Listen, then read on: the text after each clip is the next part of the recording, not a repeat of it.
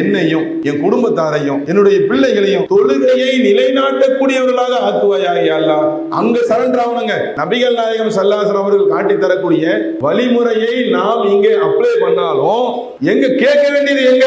படைத்த இறைவனிடத்தில் மன்றாடி கேட்க வேண்டும். இறைவா, என்னுடைய பிள்ளைகள் என்னுடைய குடும்பம் அனைவரும் நாங்கள் தொழுகையை நிலைநாட்ட வேண்டும், நல்லவர்களாக வாழ வேண்டும், எங்களுடைய பிரார்த்தனையை ஏற்றுக்கொள்வாயாக என்று இப்ராஹிம் நபி அவங்க பிரார்த்தனை செஞ்சாங்க. ஒரு பக்கம் அறிவுரை சொல்லணும், வெறும் துவா மட்டும் பண்ணிட்டு இருக்க கூடாது. இன்னொரு பக்கம் வெறும் அறிவுரை மட்டும் சொல்லிட்டு இருக்க கூடாது, பிரார்த்தனை பண்ணணும். ரெண்டையும் சேர்த்து அப்ளை பண்ணும்போது ரிசல்ட் எப்படி வந்துச்சு தெரியுமா? நல்ல ஆழமா யோசிச்சு பாருங்க. இளமை பருவங்க இன்னைக்கு எல்லா பெற்றோர்களும் புலம்பக்கூடிய ஒரு நிலை. என் புள்ள வளர்ந்துருச்சு, 10 வயசு ஆயிடுச்சு, 5 வயசு ஆயிடுச்சு, 20 வயசு ஆயிடுச்சு, என் பேச்ச கேட்க மாட்டான் என்று சொல்லக்கூடிய அந்த பருவம் தான் இப்ராஹிம் நபியுடைய மகனார் இஸ்மாயில் அலைஹிஸ்ஸலாம் அவங்க அடைகிறாங்க. அந்த நேரத்துல வாப்பா சொன்னதை கேட்டாங்களா இல்லையா? அப்ப இதுதான் அடிப்படை. நாம மார்க்க போதனையை செய்ய வேண்டும். அஸ்ஸலாமு அலைக்கும் வரஹ்மத்துல்லாஹி வபரகாத்துஹு. கண்ணியத்துக்குரிய எல்லாம் வல்ல அல்லாஹ்வின் நல்லடியார்களே, பெற்றோர்கள் கடமையும் பிள்ளைகள் உரிமையும் என்கின்ற தலைப்பின் கீழே ஒரு சில செய்திகளை நாம் அறிந்து கொள்ள இருக்கிறோம். பிள்ளைகளுடைய உரிமைகளை நிறைவேற்றுவது என்பதுதான் பெற்றோர்களுடைய கடமையாக இருக்கிறது. இந்த பெற்றோர்களுடைய கடமையில் எதையெல்லாம் நாம் நிறைவேற்றுகின்றோம், எதையெல்லாம் நாம் நிறைவேற்ற தவறுகின்றோம், மார்க்க அடிப்படையில் திருமறை குர்ஆன் வசனத்தின் வாயிலாகவும் நபிகள் நாயகம் ஸல்லல்லாஹு அலைஹி வஸல்லம் அவர்களுடைய போதனைகள் அடிப்படையிலும் இதையெல்லாம் நாம் அறிந்து கொள்ள இருக்கிறோம். இதுல மிக முக்கியமாக அடிப்படையான ஒரு தகவலை இஸ்லாமிய மார்க்கம் நமக்கு சொல்லித் தருகிறது. அது என்ன தகவல் என்று பார்த்தால், பிள்ளையுடைய வளர்ப்பு என்பது அதற்கு பெற்றோர்கள் தான் பொறுப்பு. பிள்ளைகள் நல்ல விதமாக வளர வேண்டும் என்று நாம் அனைவருமே ஆசைப்படுவோம். எந்த பெற்றோராக இருந்தாலும் தங்களுடைய பிள்ளை நல்லவர்களாக வளர வேண்டும் என்கின்ற எண்ணத்திற்கு மாற்றமாக வேற எந்த ஒன்றும் இருப்பதற்கு வாய்ப்பில்லை. எல்லாமே நம்ம பிள்ளைங்க நல்ல விதமாக வளர வேண்டும், நல்லவர்களாக, சாலிஹீன்களாக, நல்ல அமல்களை செய்யக்கூடியவர்களாக இருக்க வேண்டும் என்றுதான் நாம் அனைவருமே விரும்புவோம். ஆனால் அதுக்காக ஒர்க் பண்ணணும்ல, அந்த பொறுப்பு யாருன்னு பார்த்தீங்கன்னா அது பெற்றோர்கள் தான். நபிகள் நாயகம் ஸல்லல்லாஹு அலைஹி வஸல்லம் அவர்கள் இதை நமக்கு தெளிவுபடுத்துகிறார்கள். அனைத்து பிள்ளைகளும் இயற்கை மார்க்கமான இஸ்லாமிய மார்க்கத்தில் தான் பிறக்கின்றது. வேறு வடிவங்களில் செதுக்கக்கூடிய வேலையை பெற்றோர்கள் தான் செய்கின்றார்கள் என்று அல்லாஹ்வுடைய தூதர் மிக சுருக்கமாக, ரத்தின சுருக்கமாக, பெற்றோர்கள் தான் பிள்ளைகளை வடிவமைக்கக்கூடியவர்களாக இருக்கிறார்கள் என்பதை அல்லாஹ்வுடைய தூதர் சொல்றாங்க. எந்த அளவுக்குன்னா, இந்த செய்தியை நாம் நன்றாக புரிவதாக இருந்தால், இப்ப ஒரு குயவன் இருக்கிறார். குயவன்னா தெரியுமா? களிமண்ணை வைத்து மண் பானை செய்வார்கள். இந்த மாதிரி கையில் வைத்திருக்கக்கூடிய அந்த களிமண்ணை தான் விரும்பிய வடிவில் என்ன செய்வார்? அவரு அதை வடிவமைப்பார், அதுக்கு ஒரு அமைப்பை கொடுப்பார். அதுபோன்று இந்த பிள்ளைகள் விஷயத்தில் நீங்க எடுத்துக்கிட்டீங்க அப்படின்னா, பெற்றோர்களாக இருக்கக்கூடிய நாம் அனைவரும் இறைவனிடம் இருந்து அந்த பிள்ளையை நாம் பெறும்போது, தாய்மார்கள் பெற்றெடுக்கும் போது அவங்களுடைய நிலை என்னன்னு பார்த்தீங்கன்னா, இப்ப இன்னைக்கு இருக்கிற மாதிரியா இருக்கிறாங்க. இப்போ நம்ம பிள்ளைகளுக்கு சில பேருக்கு 5 வயசு இருக்கும், சில பேருக்கு 10 வயசு இருக்கும், ஒரு சில பேருக்கு 15 வயசு இருக்கும். இப்போ ஒரு 10 வயசுக்கு மேலே போயிட்டாலே என்ன ஆகும்னு பார்த்தீங்கன்னா, பிள்ளைகள் எங்களுடைய பேச்சை கேட்க மாட்டாங்க. நிறைய பெற்றோர்களுடைய ஒரு புலம்பலாக, ஒரு மனக்குறையாக இது இருக்கிறது. இது இந்த மாதிரி வயசு. ஆனா அல்லாஹ் நம்மள்ட்ட கொடுக்குறான்ல, இறைவன் நமக்கு குழந்தையாக அவர்களை தரும்போது எப்படி கொடுக்குறான்? இந்த மாதிரி ஏத்து பேசுற மாதிரி 10 வயசு 15 வயசு அந்த மாதிரி அல்லாஹ் தருகிறான்? இல்லை. எதற்கு எடுத்தாலும் அழுகதான் தெரியும். எதுக்கு எடுத்தாலும் பசி எடுக்குதா அப்படின்னு ஒரு சத்தம், எறும்பு கடிக்குதா அப்போ அது மாதிரி ஒரு சத்தம், கொசு கடிக்குதா, வாய் பேச முடியாத அளவுக்கு, வாய் பேச தெரியாத அளவுக்கு எதற்கெடுத்தாலும் பெற்றோரை சார்ந்திருக்கக்கூடிய, குறிப்பாக தாய் பெற்றெடுத்த தாயை சார்ந்திருக்கக்கூடிய அந்த அடிப்படையில் தான் அல்லாஹ் குழந்தையை தருகிறான். அப்படிதானங்க வச்சிருக்கிறோம். கையில குழந்தைய பெற்றெடுக்கும் போது அப்படித்தானே இறைவன் நமக்கு தருகிறான். அப்ப அதனாலதான் நபிகள் நாயகம் சொல்றாங்க, அதிலிருந்து ஒவ்வொன்றாக ஒவ்வொன்றாக ஒவ்வொன்றாக பெற்றோர்கள் தான் அவர்களுக்கு சொல்லிக் கொடுக்கிறார்கள். வார்த்தை மூலமாக, தங்களுடைய செயல்பாட்டின் மூலமாக அந்த பிள்ளைகள் பெற்றோர்கள் இடத்தில் தான் அனைத்தையும் அவர்கள் கற்றுக்கொள்கிறார்கள். அதனால தான் அல்லாஹ்வுடைய தூதர் சொல்றாங்க, பெற்றோர்கள் தான் பொறுப்பு. பிள்ளைகள் வளர்ப்பினிலே பெற்றோர்கள் மிக முக்கியமான பொறுப்புல இருக்கிறாங்க என்கின்ற அடிப்படையை முதல்ல நம்ம மனசுல ஆழமா பதிய வச்சுக்கணும். அப்பதான் நம்மளுடைய கடமைகள் என்னென்ன, நம்ம எதையெல்லாம் செஞ்சிட்டு இருக்கிறோம், எதையெல்லாம் செய்யணும், மார்க்கம் என்ன சொல்லுது, அதை முதல்ல நம்மளால உணர முடியும். இதுல கூட மிக குறிப்பாக பெற்றோர்கள் பொறுப்பு. இதுல கூடுதலாக மார்க்கம் சொல்லுகிறது, தாய்மார்களுக்கு கூடுதலாக ஒரு பங்கு இருக்கிறது. அந்த பிள்ளைகளை செதுக்குவதில், அந்த பிள்ளைகளை நல்லவர்களாக வார்த்தெடுப்பதில் தாய்மார்களுக்கு கூடுதல் பங்கு இருக்கிறது.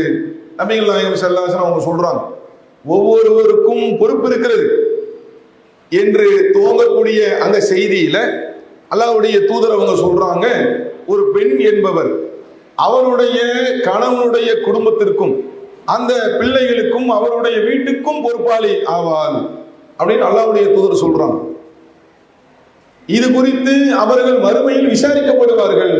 அனைவருமே அவர்களுடைய பொறுப்பை குறித்து விசாரிக்கப்படுவோம். மிக குறிப்பாக இந்த பிள்ளைகள் விஷயம் இருக்குல்லங்க, வளர்த்தெடுக்கிறது, இது சாதாரண ஒண்ணு இல்லை. இஸ்லாம் இதை சாதாரணமாக சொல்லவில்லை. ஏதோ நம்ம குழந்தை பெற்றுட்டோம், அது தன்னால வளர்ந்துரும், மரத்தை வச்சவன் தண்ணியை ஊத்திடுவான், இந்த அடிப்படையில பல பேரை நம்ம பார்க்கிறோம்ல. பெற்றோர்கள்ல ஒரு சில பேர் எப்படி ஒரு அலட்சியமா பிள்ளைகளை கவனிக்காமல் அவர்களை வளர்த்தெடுப்பதில் அவர்கள் எதை நோக்கி பயணிக்கிறார்கள், எதை நோக்கி செல்லுகிறார்கள் என்கின்ற கவனம் இல்லாமல் பெற்றோம், அவ்வளவுதான். அதன் பிறகு என்ன, அது தன்னால வளர்ந்துரும். அந்த அடிப்படையை இஸ்லாம் ஒத்துக்கொள்ளவில்லை. இஸ்லாம் என்ன சொல்லுது, நீங்கள் பிள்ளைகளை வளர்த்தது குறித்து இறைவன் உங்களை விசாரிப்பான். எப்படி எல்லா செயல்பாட்டுக்கும் விசாரணை இருக்கிறதோ, இறைவனுடைய சன்னிதானத்திலே நின்று நாம் பதில் சொல்லி ஆக வேண்டுமோ, அதுபோன்று பிள்ளைகளுடைய விஷயத்திலும் நீங்கள் பதில் சொல்லி ஆக வேண்டும். மிக குறிப்பாக அந்த வீட்டினுடைய தாயாக இருக்கக்கூடிய அந்த பெண்மணி பிள்ளைகள் விஷயத்தை குறித்து விசாரிக்கப்படுவார்கள் என்பதாக நபிகள் நாயகம் சொல்றாங்க. இதை கூட நீங்க நல்ல ஆழமா யோசிச்சு பார்த்தீங்கன்னா, ஏன் ஒரு படி மேல தாய்மார்களுக்கு, பெண்களுக்கு இந்த பிள்ளைகள் விஷயத்துல வளர்த்தெடுப்பதுல கூடுதலா ஒரு பங்கை ஏன் இஸ்லாம் கொடுக்குது அப்படின்னு பாத்தீங்கன்னா, இதுதான் இன்றைக்கு நம்ம சமுதாயத்துடைய நிலை அப்படித்தானே இருக்கு. அதாவது பொருளாதாரத்தை தேடுவது தந்தையுடைய ஒரு நிலையாக இருக்கிறது. அவர் வெளியே போவாரு, வியாபாரத்துக்கு போவாரு. பல பேர் பாத்தீங்கன்னா காலையில போனா நைட்டு தான் வருவாங்க. இன்னும் பல பேர் பாத்தீங்கன்னா வெளியூர்ல போய் வேலை செய்வாங்க, வாரத்துக்கு ஒரு வாட்டி தான் வீட்டுக்கு வருவார். இன்னும் பல பேர் வெளிநாடு 6 மாசத்துக்கு ஒருக்க, 2 வருஷத்துக்கு ஒருக்க அப்படிதான் என்ன செய்வாரு, வீட்டுக்கு வருவார். அப்ப கூடவே இருக்கக்கூடிய ஒருவர் யார் என்று சொன்னால் அது தாய் தான். அதனாலதான் இஸ்லாம் என்ன சொல்லுது, நீங்கள் தான் கண்காணிப்பை தீவிரப்படுத்த வேண்டும். உங்கள் பிள்ளைகளை வார்த்தெடுப்பதில் உங்களுடைய பங்கு என்பது அதிகமாக இருக்கிறது. இது குறித்து நீங்கள் விசாரிக்கப்படுவீர்கள் என்பதாக இஸ்லாம் சொல்லுகிறது. அப்ப இது அடிப்படை செய்திங்க. பெற்றோர்கள் நாம் செய்ய வேண்டிய கடமையை நாம் தெரிந்து கொள்வதற்கு முன்னால் இந்த அடிப்படையை நம்ம மனசுல ஆழ பதிய வைத்துக் கொள்ள வேண்டும். என்னுடைய பிள்ளை குறித்து அவரை வளர்த்தெடுப்பதில் எங்களுக்கு தான், பெற்றோர்களுக்கு தான் மிகப்பெரிய பங்கு இருக்கிறது. ஏன்னா ஒண்ணும் தெரியாத பிள்ளையை தான் கையில அல்லாஹ் ஒப்படைச்சிருக்கிறான். அவங்கள நம்ம தான் என்ன செய்யறோம், வார்த்தெடுக்கிறோம். நம்மை பார்த்துதான் அவர்கள் வளர்கிறார்கள்.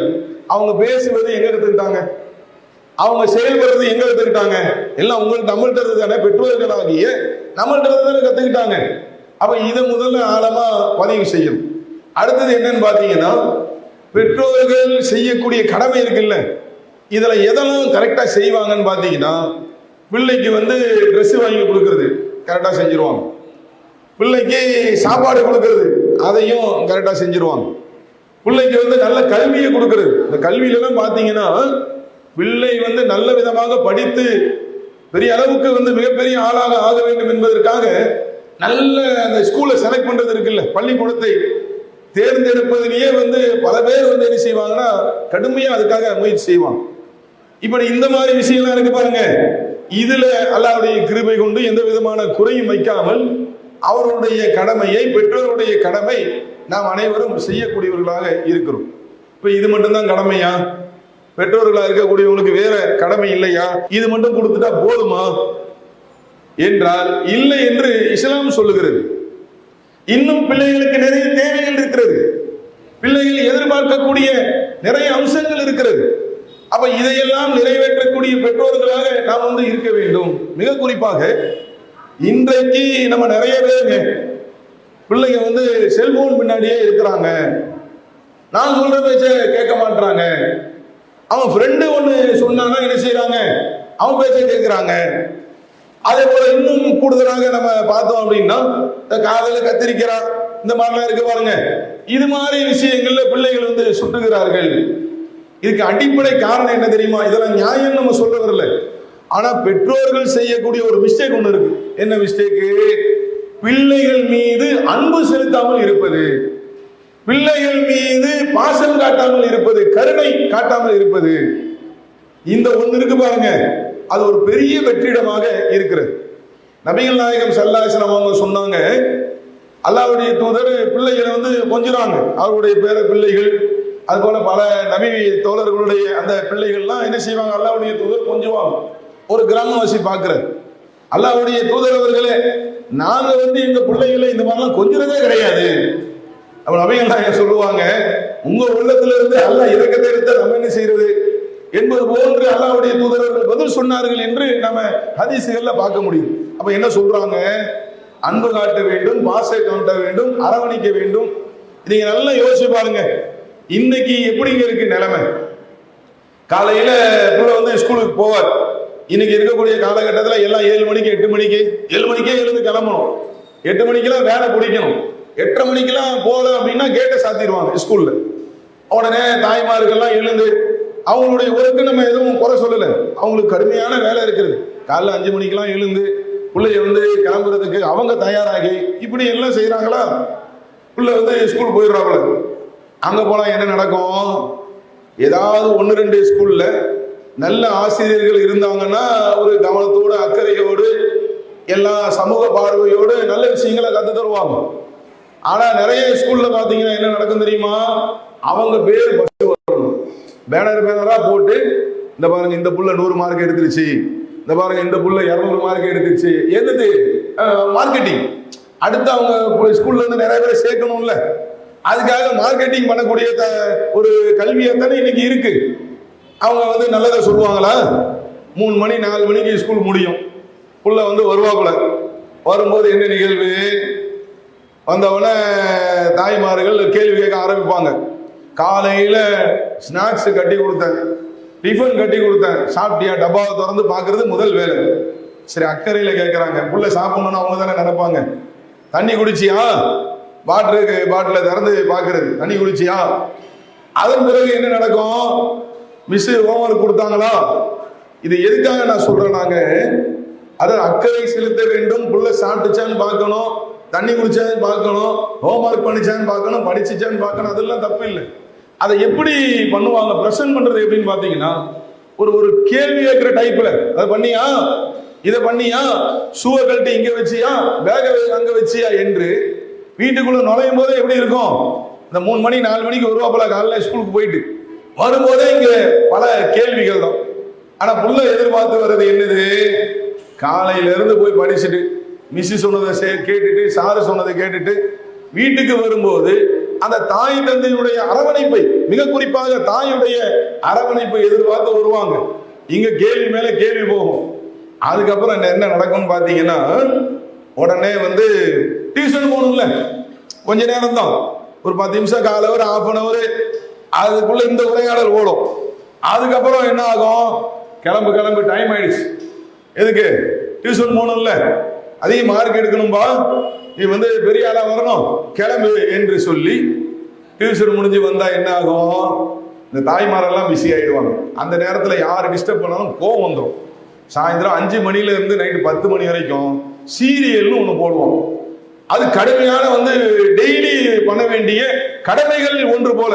இன்னைக்கு எப்படி ஆயிடுச்சுன்னா, சீரியல் பார்க்காம இருப்பது என்னவோ பெரிய இழப்பு மாதிரி கடுமையா இருக்குங்க. பஸ்ல போனா இந்த செல்போன் இருக்குல்ல, எவ்வளவு நல்ல விஷயங்கள்லாம் இருக்கு. ஆனா என்னன்னா பாத்தீங்கன்னா, அதை பார்த்துட்டு அழுதுகிட்டே வருது. என்னாச்சுன்னு தெரியலையே, அழுதுகிட்டே வராங்களேன்னு பார்த்தா சீரியல் ஓடுது போன்ல. டிராவல் போறது கொஞ்ச நேரம் போய் சில பேர் ஸ்டாப் கூட தெரியாது போல இருக்கு, இறங்கக்கூடிய அந்த இடம் கூட தெரியாத அளவுக்கு அதுலயே லயிச்சு போய் அந்த நடிகர் அழுதா அழுவுறது, அந்த நடிகை சிரிச்சா சிரிக்கிறது, இப்படி போயிட்டு இருக்கு நிலைமை. அந்த நேரத்துல புள்ள போய் அம்மா அப்படின்னா ஒத்தி போ, தூரமா போ என்று. அப்ப என்ன ஆகுதுன்னாங்க, மொத்தத்துக்கு அல்லாஹ்வுடைய தூதர் சொல்றாங்க, நீங்க இரக்கம் காட்டுங்க, நீங்க பாசம் காட்டுங்க, பிள்ளைகளை நீங்க கொஞ்சுங்க. இதுல அப்பாக்காரர் ரோலை நீங்க பார்க்கணுமே. அவர் வரும்போதே அப்படியே எல்லாம் வெட்டி முறிச்ச மாதிரி அப்படி வருவார். நைட்டு வரும்போதே என்னது அப்படியே உசு அசுன்னு வருவார்.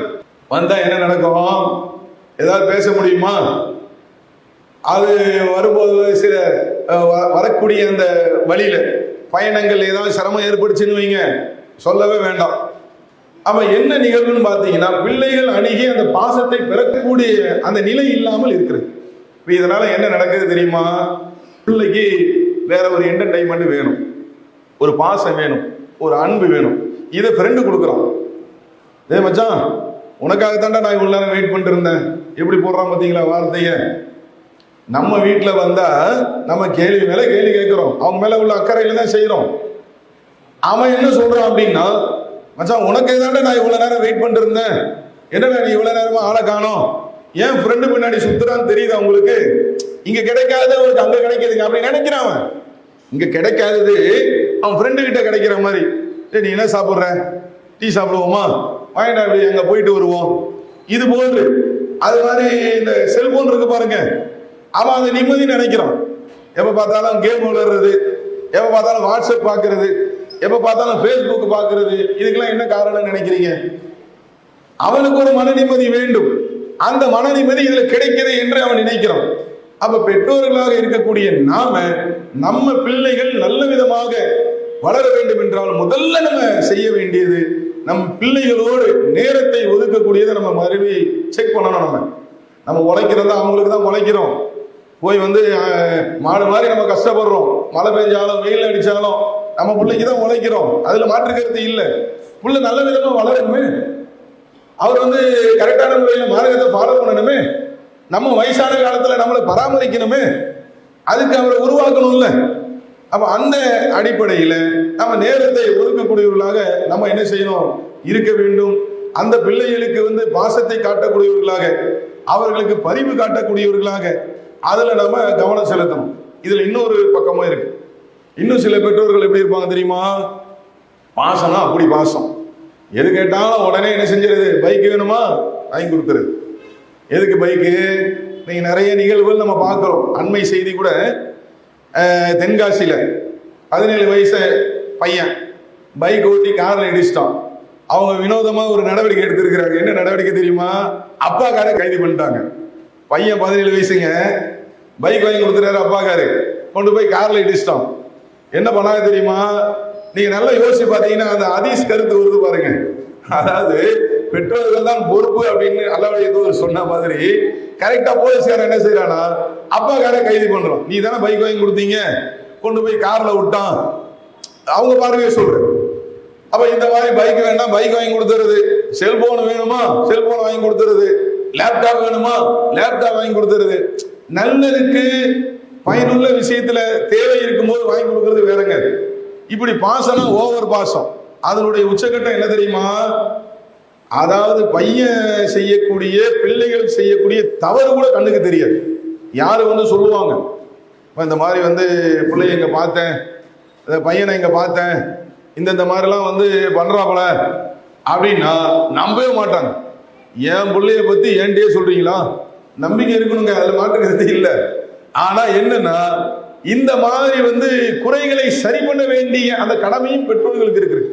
நம்ம பெற்றோர்கள் தானே நம்மள்ட்ட சொல்றாங்க, அந்த பிள்ளையை பெற்றெடுத்ததுனால ஒரு அக்கறையில தானே நம்மள்ட்ட சொல்றாங்க. அப்ப தேவைக்கேற்ப கண்டிக்கவும் வேண்டும். நபிகள் நாயகம் ஸல்லல்லாஹு அலைஹி வஸல்லம் அவங்க சொல்றாங்க, ஃபாத்திமா ரலியல்லாஹு அன்ஹா அவங்களை எப்படி நேசிச்சாங்க? நம்ம இன்னைக்கு பிள்ளைகளை நேசிக்கிறோம் இல்லைங்க, நாமளும் அல்லாஹ்வோட அருளை கொண்டு நம்மளுடைய பிள்ளைகள் மீது அதிக அளவு பாசம் வைத்திருக்கிறோம், அதில் மாற்றுக்கிறது இல்லை. நபிகள் நாயகம் ஸல்லல்லாஹு அலைஹி வஸல்லம் எப்படி நேசிச்சாங்க தெரியுமா? ஃபாத்திமா ரலியல்லாஹு அன்ஹா அவங்கள பத்தி சொல்லும் பொழுது, என்னில் பாதினான், என்னுடைய ஈரக்குலையினான், இன்னும் சில வார்த்தைகள் எல்லாம் போட்டு அல்லாஹ்வுடைய தூதர் அவங்களுடைய பாசத்தை வெளிப்படுத்தினார்கள். ஃபாத்திமா அவர்கள் அந்த அளவுக்கு நபிகள் நாயகம் நேசிச்சாங்க. அவங்க வீட்டுக்கு வந்தாங்க அப்படின்னா ஓடோடி போய் அல்லாஹ்வுடைய தூதர் வரவேற்கக்கூடியவர்களாக இருந்தார்கள். ஆனா இந்த பாசம் என்பது தவறுக்கு துணை போகக்கூடாது. அல்லாஹ்வுடைய தூதர் சொல்றாங்க, என் மகள் ஃபாத்திமா திருடினாலும் நான் கையை துண்டிப்பேன். எப்படி பாருங்க, அழகா படம் பிடிச்சு காட்டு அல்லாஹ்வுடைய தூதர் விளக்குறாங்க, பாடம் நடத்துறாங்க. நபிகள் நாயகம் ஸல்லல்லாஹு அலைஹி வஸல்லம் அவங்க பிள்ளைகள் விஷயத்துல பாசம் காட்டணும், அவர்கள் மீது இரக்கம் காட்டணும், அவர்களோடு உரையாடணும், அதுக்காக நேரம் ஒதுக்கணும், அவர்கள் நல்ல விதமாக உருவாக்க வேண்டும். அதுபோல அவர்கள் தவறு செய்யக்கூடிய நேரத்தில் அதை பார்த்து கொண்டு இருக்கக்கூடாது. பாசம் என்ன செஞ்சிடக்கூடாது, தப்பு தவறுக்கு உறுதுணையாக வந்துவிடக் கூடாது. அதையும் நபிகள் நாயகம் ஸல்லல்லாஹு அலைஹி வஸல்லம் அவங்க சொல்றாங்க. அப்ப அந்த அடிப்படையில் நம்ம கவனத்துல கொள்ளணும். நம்மளுடைய பிள்ளைகள் மார்க்கத்துக்கு முரணான விஷயங்கள், தவறான காரியங்கள் அது போன்று நடக்கும்போது நாம நம்மளுடைய கடமையை சரியாக செய்ய வேண்டும். அதை கண்டிக்கக்கூடிய, அதை புரிய வைக்கக்கூடிய, இந்த தவறை கண்டிக்கிறதுல ஒன்று இருக்குங்க. அல்லாஹ்வுடைய மார்க்கம் சுப்ஹானல்லாஹ் சூப்பரான மார்க்கங்க. எல்லாத்துக்கும் நமக்கு சொல்லி தருது பாருங்க. சில பேர் என்ன செய்வாங்க தெரியுமா, கண்டிக்கிறன்ற பேர்ல அப்படியே பயமுறுத்தி வைப்பாங்க பிள்ளைய.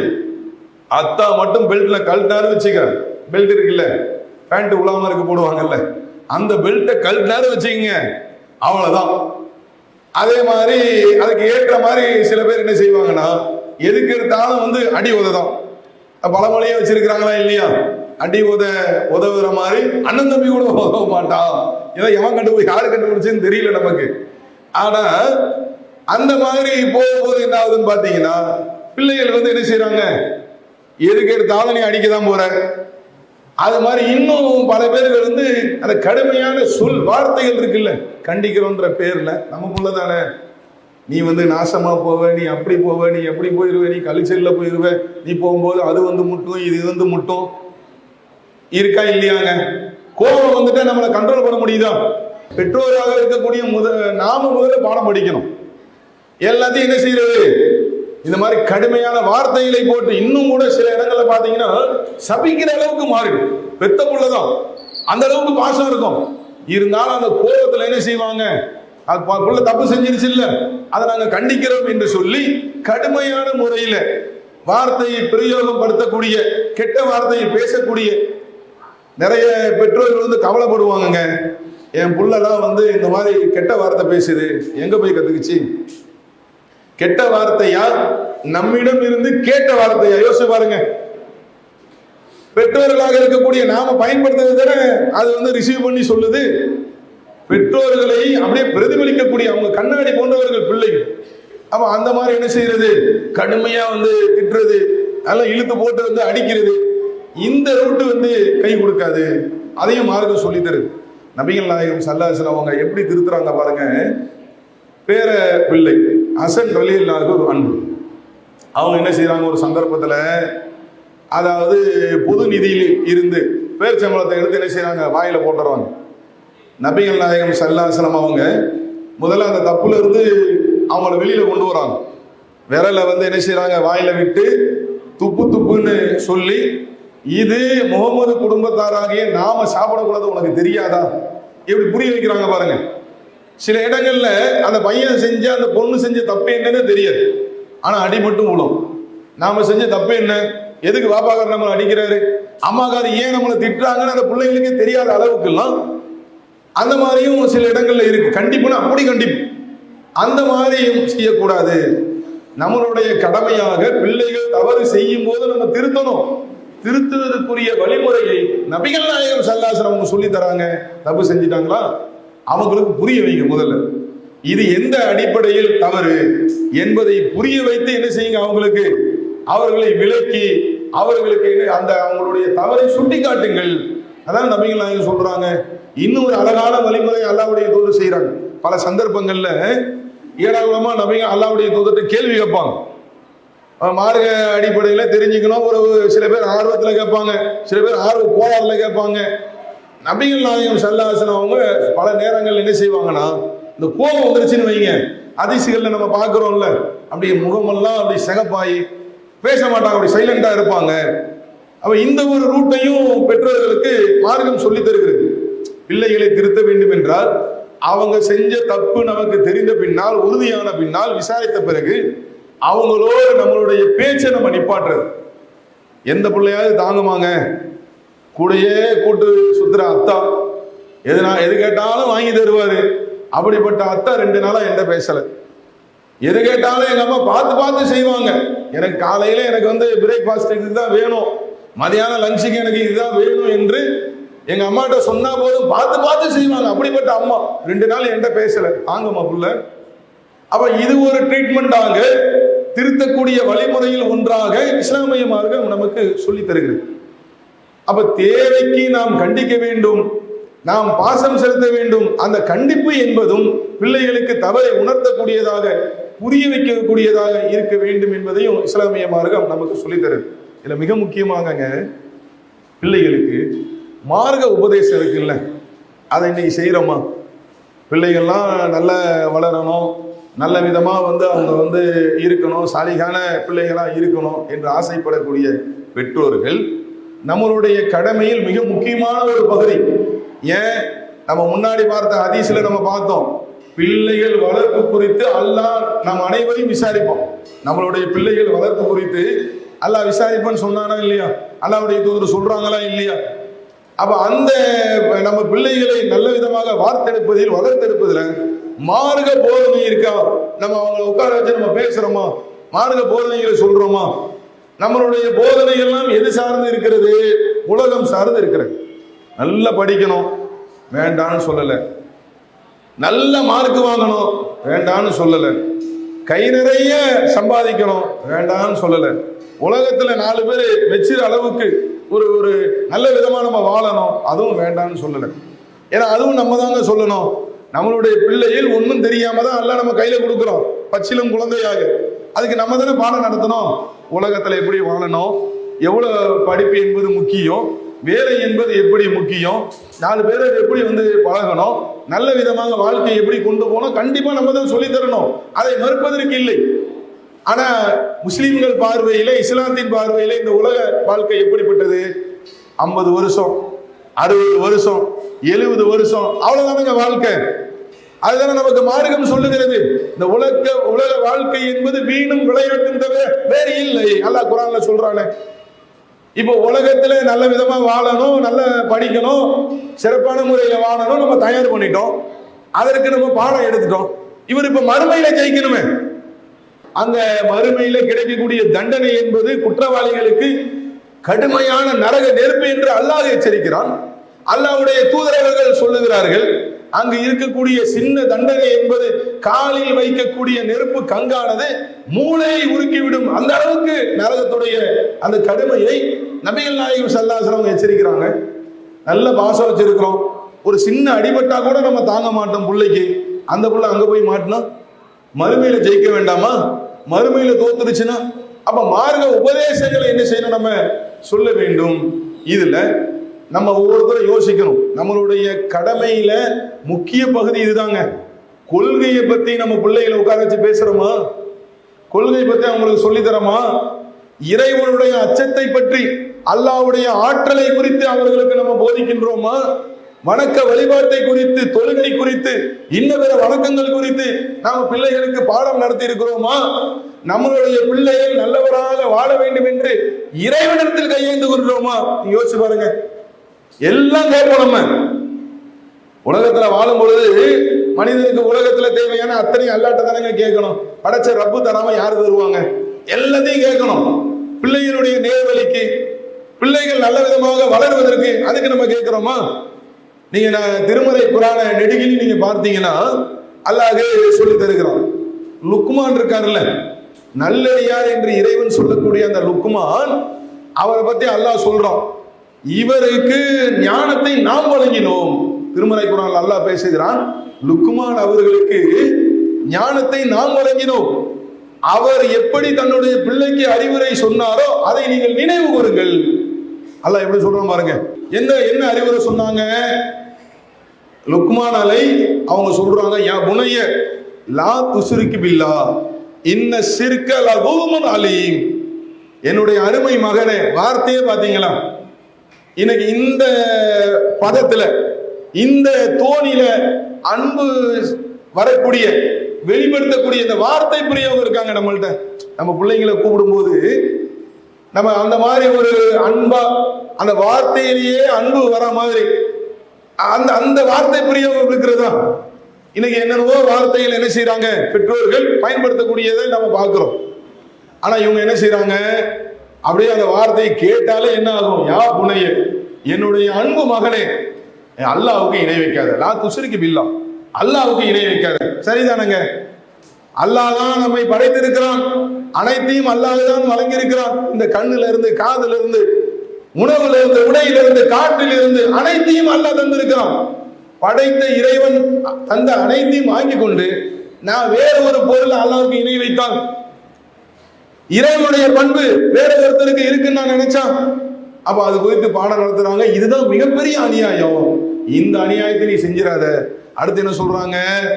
ஒரு பொருள் கடுகு அளவுக்கு இருந்து அது பாறையிலோ வானத்திலோ பூமியிலோ எங்க இருந்தாலும் அல்லாஹ் கொண்டு வந்து விடுவான். அல்லாஹ்வுடைய ஆற்றலை எப்படி சொல்றாங்க பாருங்க. நீ நினைச்சுக்கிட்டியா சின்ன ஒண்ணுதான் யாருக்கும் தெரியாம செஞ்சிடலாம்? அப்படி இல்லப்பா, அல்லாஹ் சின்ன ஒரு கடுகு அளவு விதை அளவு இருந்தாலும் அதை இறைவன் கொண்டு வர ஆற்றல் மிக்கவன். எப்படி இறையச்சத்தை போதிக்கிறாங்க. நம்ம என்னைக்காவது சொல்லியிருக்கிறோமாங்க? பிள்ளைகளை உட்கார வச்சு மார்க்க உபதேசங்களை நாம் செய்திருக்கிறோமா? இந்த அடிப்படையில் இறையச்சத்தை நம்ம போதிச்சிருக்கிறோமா? இன்னைக்கு நிறைய பிள்ளைகள் தவறு செய்வதற்கு அதுதானே காரணமா இருக்கு. அப்ப இதையெல்லாம் நம்ம என்ன செய்யணும்? கவனத்தில் கொண்டு, அதே மாதிரி நிறைய நபிமார்கள் என்ன செய்யறாங்க, அவங்களும் பிரார்த்தனை செய்கிறார்கள். இப்ராஹிம் அலைஹிஸ்ஸலாம் அவங்க, ஏன்னா இந்த மாதிரி மார்க்க அடிப்படையில நாங்க உட்கார வச்சு சொன்னா அதுக்கு ரிசல்ட் இருக்கா அப்படின்னு சில பேருக்கு கேள்வி வருது இல்ல. இப்ராஹிம் அலைஹிஸ்ஸலாம் என்ன செய்யறாங்கன்னா, அவங்க தன்னுடைய பிள்ளைகளுக்கு உபதேசம் செய்யறாங்க. என்ன சொல்றாங்க? இன்னல்லாஹ ஸஃபா லகுமுத்தி, என்னுடைய மக்களே, இப்ராஹிம் நபி அவர்களும் யாக்கூப் நபி அவர்களும் என்ன செய்யறாங்க, தங்களுடைய பிள்ளைக்கு சொல்றாங்க, அல்லாஹ் இந்த மார்க்கத்தை தேர்வு செய்திருக்கிறான், நீங்க முஸ்லிமுக்காக தவிர மரணிக்க கூடாது அப்படின்னு அறிவுரை சொல்றாங்களா? இது ஒண்ணு. அதுக்கப்புறம் இறைவனிடத்துல எப்படி பிரார்த்தனை செய்யறாங்க பாருங்க. ஆரம்பத்திலேயே கேட்கிறாங்க, இறைவா எனக்கு வழங்கக்கூடிய வழி தோன்றல் நல்லவராக நல்ல பிள்ளையாக இருக்கணும்னு அதுக்கு ஒரு பிரார்த்தனை செய்யறாங்க. அதுக்கப்புறம் அல்லாஹ்வுடைய தூதர் இப்ராஹிம் அலைஹிஸ்ஸலாம் அவங்க பிரார்த்தனை செய்யறாங்க, ரப்பி ஜஅல்னி வகீமுஸ் ஸலாத்தி வ மின் துர்ரியத்தி ரப்பனா வ தகப்பல் துஆ. இறைவா, என்னையும் என் குடும்பத்தாரையும் என்னுடைய பிள்ளைகளையும் தொழுகையை நிலைநாட்டக்கூடியவர்களாக ஆக்குவாயாக யா அல்லாஹ். அங்க சரண்டர் ஆகணுங்க. நம்ம இஸ்லாம் சொல்லி தரக்கூடிய நபிகள் நாயகம் ஸல்லல்லாஹு அலைஹி வஸல்லம் அவர்கள் காட்டி தரக்கூடிய வழிமுறையை நாம் இங்கே அப்ளை பண்ணாலும் எங்க கேட்க வேண்டியது? எங்க படைத்த இறைவனிடத்தில் மன்றாடி கேட்க வேண்டும். இறைவா, என்னுடைய பிள்ளைகள் என்னுடைய குடும்பம் அனைவரும் நாங்கள் தொழுகையை நிலைநாட்ட வேண்டும், நல்லவர்களாக வாழ வேண்டும், எங்களுடைய பிரார்த்தனையை ஏற்றுக்கொள்வாயாக என்று இப்ராஹிம் நபி அவங்க பிரார்த்தனை செஞ்சாங்க. ஒரு பக்கம் அறிவுரை சொல்லணும், வெறும் துவா மட்டும் பண்ணிட்டு இருக்க கூடாது. இன்னொரு பக்கம் வெறும் அறிவுரை மட்டும் சொல்லிட்டு இருக்க கூடாது, பிரார்த்தனை பண்ணணும். ரெண்டையும் சேர்த்து அப்ளை பண்ணும்போது ரிசல்ட் எப்படி வந்துச்சு தெரியுமா? இப்ராஹிம் நபி அவங்க கனவு கண்டாங்களா? பிள்ளைய அறுக்கிற மாதிரி கனவு கண்டாங்களா? தன்னுடைய பிள்ளைகிட்ட சொன்னாங்களா? எப்படி அல்லாஹ் சொல்றான், அவரோடு சேர்ந்து உழைக்கக்கூடிய பருவத்தை அவர் அடையக்கூடிய நிலையில் இப்ராஹிம் நபி அவங்க போய் சொல்றாங்க. அவர் சொல்றாரு, இன்ஷா அல்லாஹ், அல்லாஹ் நாடினால் என்னை நீங்கள் பொறுமையாளராக பார்ப்பீர்கள். எப்படி வந்துச்சுன்ற நல்ல ஆழமா யோசிச்சு பாருங்க. இளமை பருவங்க இன்னைக்கு எல்லா பெற்றோர்களும் புலம்பக்கூடிய ஒரு நிலை. என் புள்ள வளர்ந்துருச்சு, 10 வயசு ஆயிடுச்சு, 5 வயசு ஆயிடுச்சு, 20 வயசு ஆயிடுச்சு, என் பேச்சை கேட்க மாட்டான் என்று சொல்லக்கூடிய அந்த பருவம் தான் இப்ராஹிம் நபியுடைய மகனார் இஸ்மாயில் அலைஹிஸ்ஸலாம் அவங்க அடைகிறாங்க. அந்த நேரத்துல வாப்பா சொன்னதை கேட்டாங்களா இல்லையா? அப்ப இதுதாங்க அடிப்படை. நாம மார்க்க போதனையை செய்ய வேண்டும். அவர்களுக்கு அவ்வப்போது முதல்ல நாம தெரிஞ்சுக்கணும், திருமறை குர்ஆன் என்ன சொல்லுது, ஹதீஸ் என்ன சொல்லுகிறது என்பதை நாம் தெரிந்து இதை வாழ்க்கையில் நம்மளுடைய பிள்ளைகளிடத்தில் அப்ளை செய்யக்கூடியவர்களாக இருக்க வேண்டும். இறைவனிடத்தில் மன்றாடி நம்ம கேட்கணும். இறைவா எங்களுக்கு பிள்ளையை கொடுத்துட்ட அவங்க நல்ல விதமாக வளர்ப்பதற்கு இதெல்லாம் முக்கிய கடமைங்க. தாய் தகப்பன் செய்ய வேண்டிய வெறும் சோறு போட்டா முடிஞ்சிடாது, வெறும் துணிமணி வாங்கி கொடுத்துட்டா முடிஞ்சிடாது.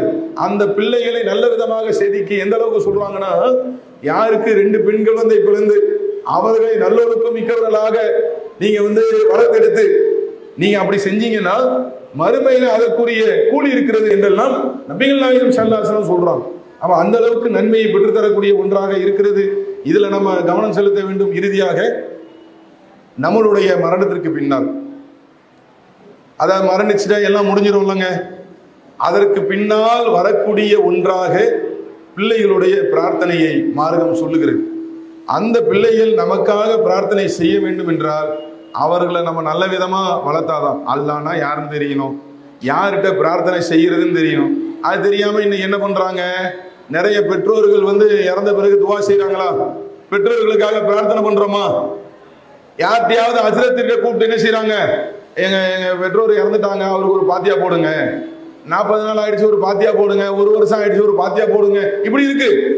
அப்ப இந்த சூழல் மாறணும். நம் பிள்ளை நமக்காக பிரார்த்தனை செய்ய வேண்டும் என்று சொன்னால் நாம் அவர்களை நல்ல விதமாக வளர்க்க வேண்டும். நம்மளுடைய கடமைகளில் சில செய்திகளை நாம் அறிந்திருக்கிறோம். அந்த செய்திகளை நம்மளுடைய வாழ்க்கையில கடைபிடித்து இறைவனும் பிரார்த்தனை செய்து நாம் அதை 2ஐயும் சேர்த்து நாம் அப்ளை பண்ணினால் அல்லாஹ்வுடைய அருள் கொண்டு நாம் எதை எதிர்பார்க்கிறோமோ, நம்ம பிள்ளை நல்ல விதமாக வளர வேண்டும், நம்மளுடைய சொல் பேச்சை கேட்க வேண்டும், இறைவனை வணங்கக்கூடியவராக இருக்க வேண்டும் என்று நம்ம விரும்புகின்ற அந்த ஒன்று அல்லாஹ்வுடைய அருளினால் நடக்கும். இதை நீங்கள் முயற்சி செய்யக்கூடியவர்களாக அல்லாஹ் ரப்பல் ஆலமீன் நம்மளுடைய அனைவருடைய பிரார்த்தனைகளை ஏற்று நல்ல பாக்கியங்களை நம்மளுடைய பிள்ளைகளை நம்மளுடைய சொல் பயிற்சி கேட்கிறவர்களாக வளர்க்கக்கூடிய ஒன்றை தர வேண்டும் என்ற பிரார்த்தனையோடு என்னுடைய உரையை நிறைவு செய்கிறேன். வாக்குறுதவான அல்ஹம்துலில்லாஹி ரப்பில் ஆலமீன். இஸ்லாம் மற்றும் சமுதாய செய்திகளை அறிந்து கொள்ள தமிழ்நாடு தௌஹீத் ஜமாஅத் யூடியூப் பக்கத்தை உடனடியாக சப்ஸ்கிரைப் செய்து கொள்ளுங்கள். மேலும் பெல் பட்டனையும் கிளிக் செய்து கொள்ளுங்கள்.